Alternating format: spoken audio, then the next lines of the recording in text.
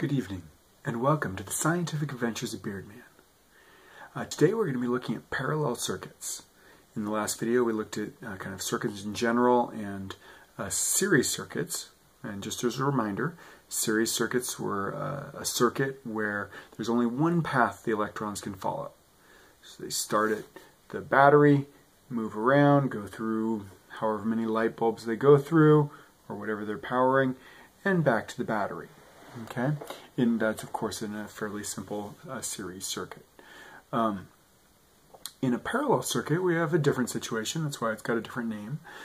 We have a situation where the electrons or the current will make a choice.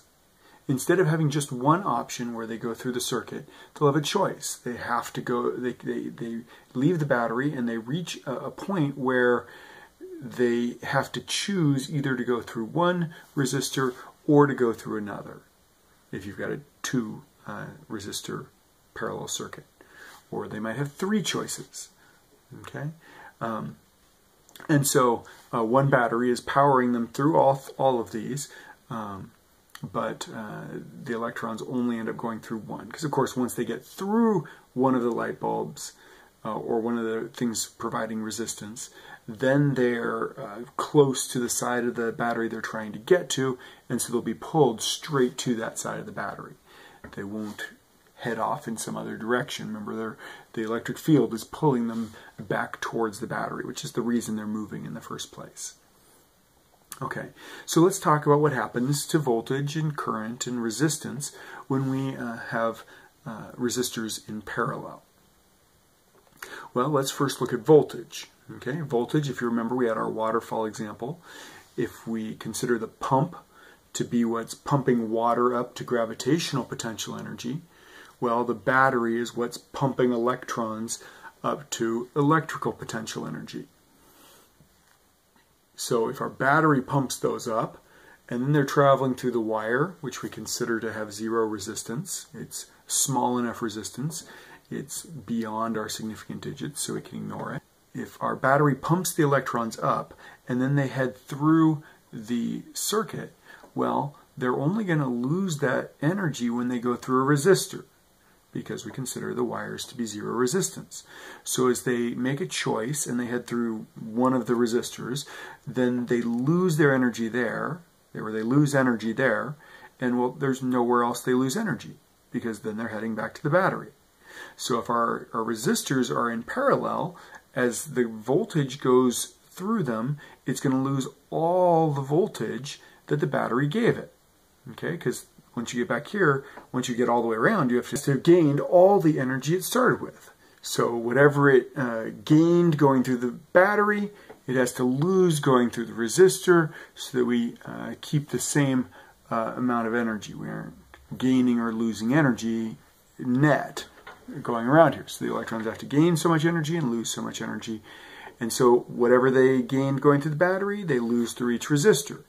So one we could write that is that V total equals V1 equals V2 equals V3, because it doesn't matter which resistor the electrons went through, they have to lose all the energy they gained. So a 9-volt battery pumps it up, 9 joules per coulomb. Then each coulomb of charge will lose 9 joules going through whichever resistor they choose to go through. So then the second thing is, well, what happens to the current? Okay.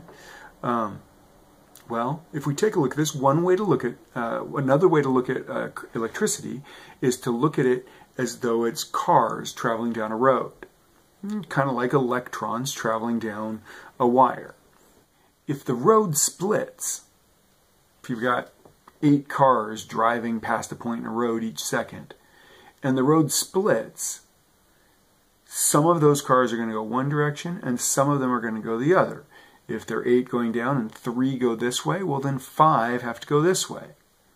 In other words, the current through these 2 roads where the road splits must be the same as the total current before it split. Okay, so every time you see the current coming up to a junction, whatever is coming into that junction is going to have to equal all the things that end up, all the possible paths that end up. So if we look at it in terms of the resistor and the battery, all of the electrons have to go through the battery. That's how they get their energy. So they all go through the battery, and then some of them go through the first resistor, some go through the second resistor, and some go through the third resistor. So if we have 6 amps of current going through the battery, well, if these resistors are all the same, well, then we'll have 2 amps going through each resistor. 6 equals 2 plus 2 plus 2. We could write that IT equals I1 plus I2 plus I3. But now, let's go back to our road example. Let's just say one of these resistors had very low resistance, like a freeway. Okay? Lots of cars can get through it, no problem. Lots of electrons can get through the wire or the light bulb, no problem. Then this other resistor over here, well, this one's like Tustin Avenue or 17th Street. It's a road that has stoplights on it, but it's got a 45-mile-an-hour speed limit. You can go pretty fast down that road, not as fast, okay? And then this other road over here, that's like a winding dirt road through the mountains. Only certain Jeeps and Hummers and things can take that road, okay? Well, if we take a look at this, the current would not obviously be the same through the freeway and this little dirt road. More cars are going to go through the freeway because there's less resistance, and a few cars will take the dirt road even though there's more resistance, simply because there's no one in the way there, and so they'll work their way through there. Okay? So our total current still would equal I1 plus I2 plus I3. Just I1 would be fairly big, maybe even most of the total current. I2, our little road with the stoplights, might have 10% of the current, whatever it might be. And then the little dirt road might have 0.01% or less of the current.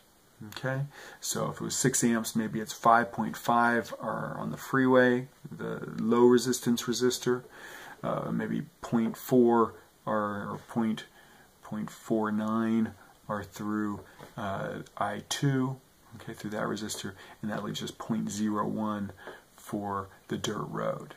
Okay, or that resistor that kind of holds on to electrons, doesn't really let them flow through very easily. Perhaps it's a very thin filament or a very long filament. Would be 2 ways you could do that with a wire. The last thing we want to look at is what happens to the resistance. Okay, so first thing is, does the resistance get bigger or smaller? Well, if we have the option of taking the freeway and there's no other options, there'll be a certain amount of resistance. Okay, not very much, but a certain amount. If we add another option, no matter how bad that option is, a little dirt road, it can't make the resistance higher, right? It can't make it any harder to get from one side of the battery back to the other. So the total resistance, no matter how big this other resistance is, the total resistance will always have to be less because you've got another option. That's got to make it easier to get through to the other side of the battery. It can't make it harder because the electrons could still just take the same route that they used to, which would have the same resistance as it used to. So if any electrons go through this other resistor, well, that makes a few more get through a little bit easier, and it increases the current, and therefore it's decreasing the resistance. Okay, so as we add another resistor, that is going to decrease the total resistance of the circuit. Keep in mind, this is when we're in parallel, when there are choices. Okay, if you force it to go through all of them, well, that's going to increase it. We saw that in the resistance in the series circuit video. Okay, but for parallel circuits, when you're giving them choices, more resistors decreases the resistance. So now, how do we calculate that? Well, the total resistance is actually calculated using the following formula. Okay, 1 over the total resistance, or the equivalent resistance, is equal to 1 over R1 plus 1 over R2 plus 1 over R3, etc. for however many resistors you have. Okay, so if you have a resistance of 2 ohms for resistor 1 and a resistance of 4 ohms for resistance number 2, okay, and let's just say we have another one that's 4 ohms. So 2 ohms, 4 ohms, and 4 ohms. And we want to calculate that out. Well, 1 over the 1 over the equivalent resistance equals 1 over 2 ohms, which is 2 over 4, since we're going to need to get common denominators. 2 over 4 ohms plus 1 over 4 ohms plus 1 over 4 ohms. If we add those up, 2 plus 1 gives us 4 over 4 ohms. We have to cross multiply, essentially, to get our equivalent resistance into the numerator. And so we get that the equivalent resistance equals 1 ohm.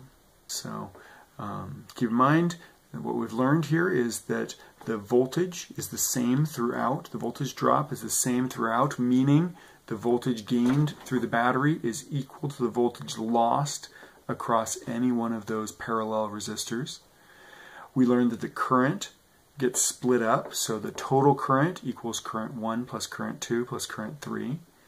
And we learned that the resistance decreases as you add more resistors, and the equation to find the equivalent resistance, or total resistance, is 1 over EQ equals 1 over R1 plus 1 over R2 plus 1 over R3, etc. for however many resistors you have. All right, thanks for learning with us here on the Scientific Adventures of Beardman. Have a good evening.